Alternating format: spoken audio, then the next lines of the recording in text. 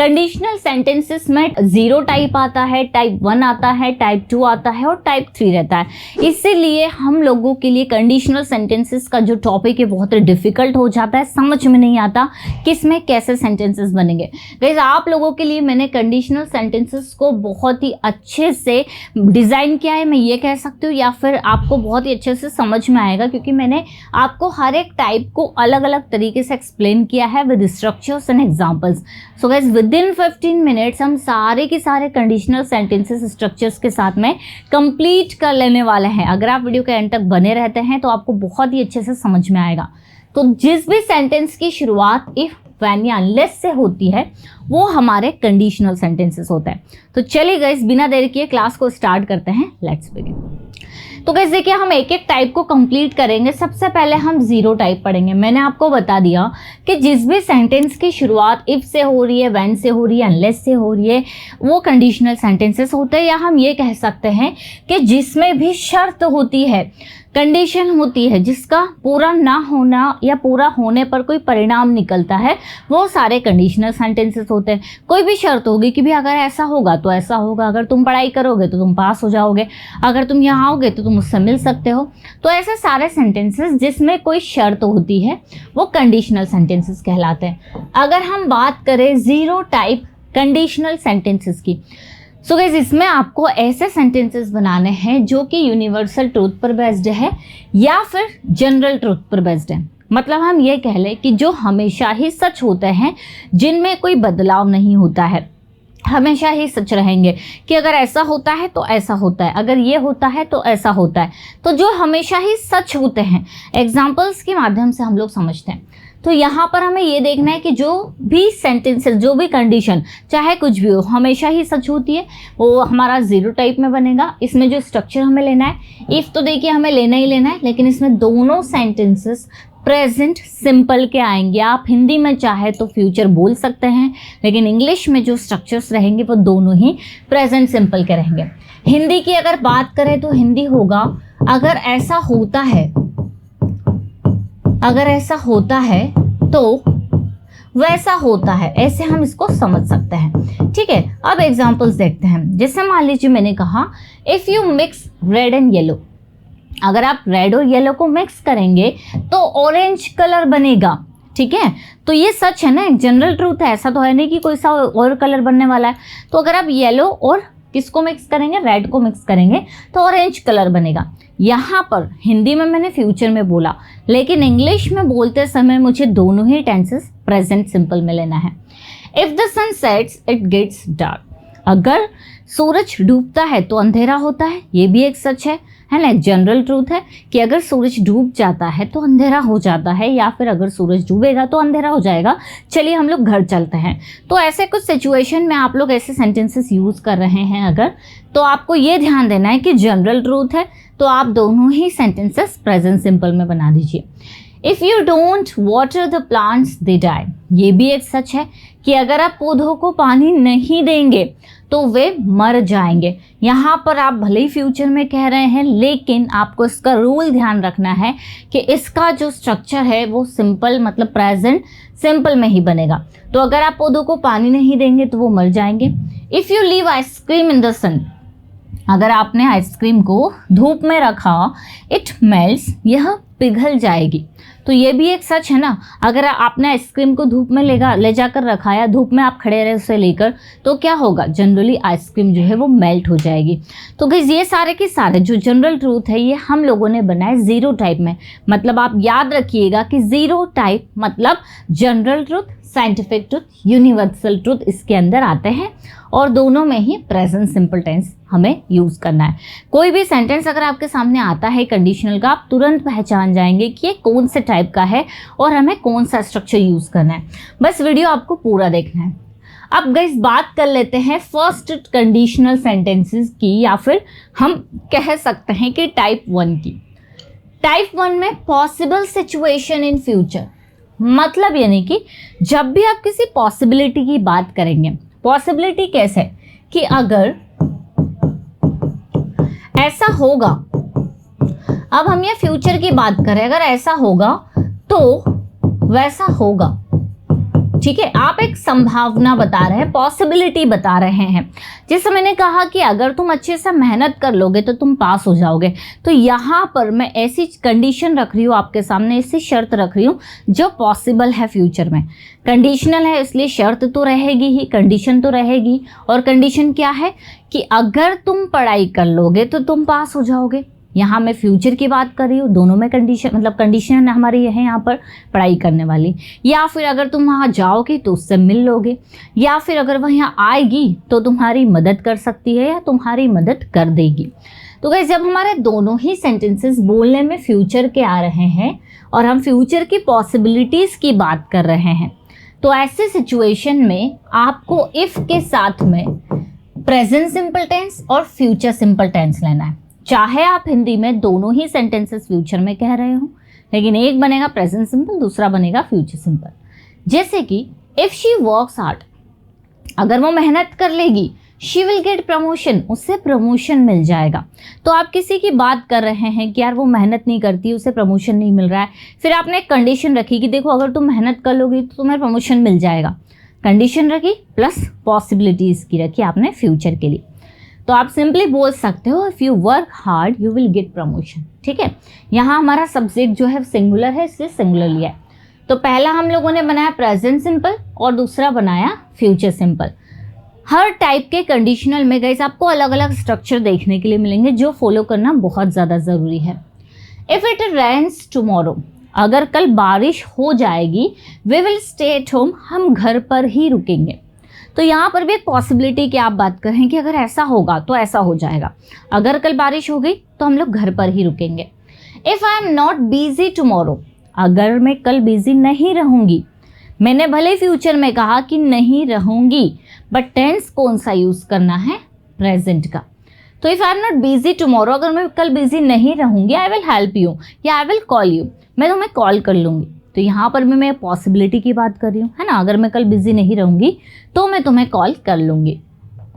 If we leave early, अगर हम लोग जल्दी निकलेंगे, we will reach on time, हम समय पर पहुँच जाएंगे। ठीक है, अगर हम जल्दी निकलेंगे तो समय पर पहुँच जाएंगे।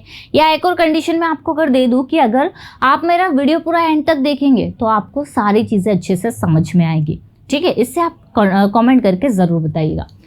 सो गाइस ध्यान याद रख ले कि फर्स्ट टाइप में हमें ऐसे सेंटेंसेस बनाने हैं जो पॉसिबल होते हैं, जिसके लिए हमें प्रेजेंट सिंपल और फ्यूचर सिंपल स्ट्रक्चर का यूज़ करना है। नेक्स्ट गाइस हमारा टाइप है टाइप 2। ये भी बहुत ही ज़्यादा इम्पोर्टेंट है। हाइपोथेटिकल सिचुएशन, या हम ये कह सकते हैं कि जो टोटल इमेजिनेशन पर बेस्ड है, मतलब ये नहीं कि रियल नहीं है, आप सिर्फ सोच रहे हैं कि अगर ऐसा हुआ या ऐसा होता तो ऐसा होता, मतलब आप इमेजिन कर रहे हैं, हाइपोथेटिकल सिचुएशन है। लेकिन ऐसा नहीं है कि पॉसिबल नहीं है, इमेजिनेशन पर बेस्ड है बट पॉसिबल, लेकिन संभव है, क्योंकि ज़रूरी नहीं है कि जो कल्पना आपने की है, जो इमेजिनेशन आपका है वो सच ना हो, वो सच हो सकता है। तो अब अगर इसके हिंदी की बात करें हम लोग, इसका हिंदी होगा अगर ऐसा होता, अगर ऐसा होता तो वैसा होता।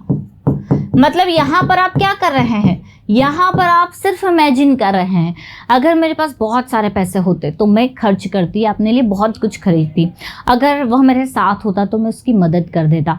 तो यहाँ पर ना आप सोच रहे हैं कि अगर ऐसा होता तो ऐसा होता, लेकिन है नहीं, सिर्फ आप इमेजिन कर रहे हैं। हाइपोथेटिकल सिचुएशन है, मे बी कि पॉसिबल हो जाए फ्यूचर में, बट अभी फ़िलहाल में नहीं है। सो गाइस ऐसे सिचुएशन में आपको पास्ट सिंपल टेंस यूज़ करना है और इमेजिनेशन पर बेस्ड है, इसीलिए वुड के साथ में वर्ब की फर्स्ट फॉर्म। इफ़ तो लगाना ही है आपको, इफ़ लगाना नहीं भूलना है।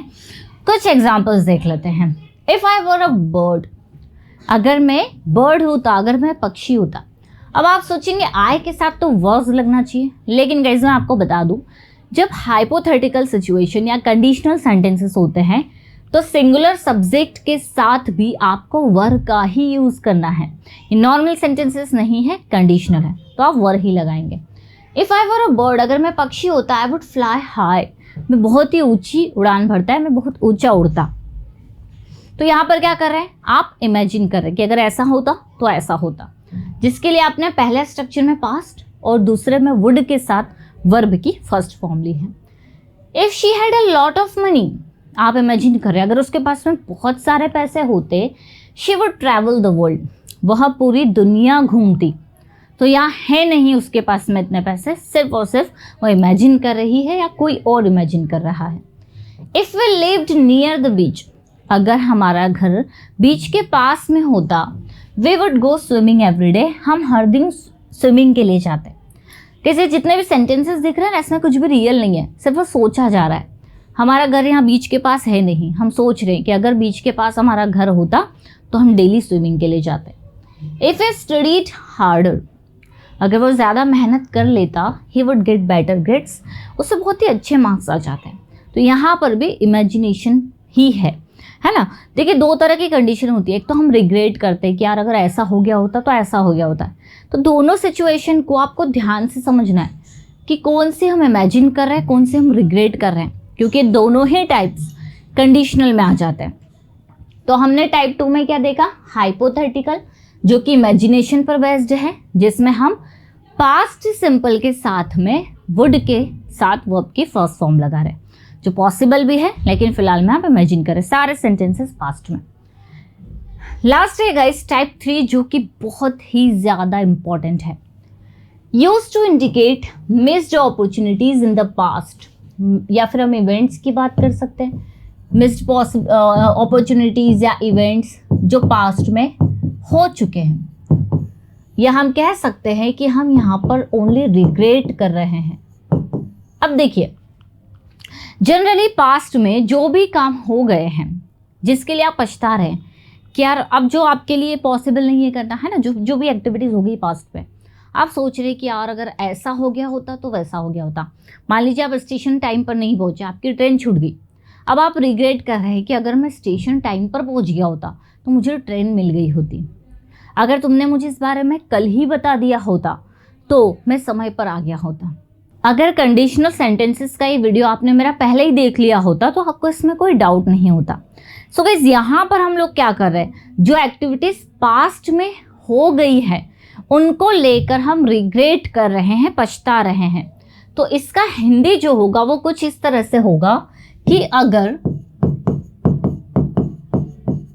ऐसा हो गया होता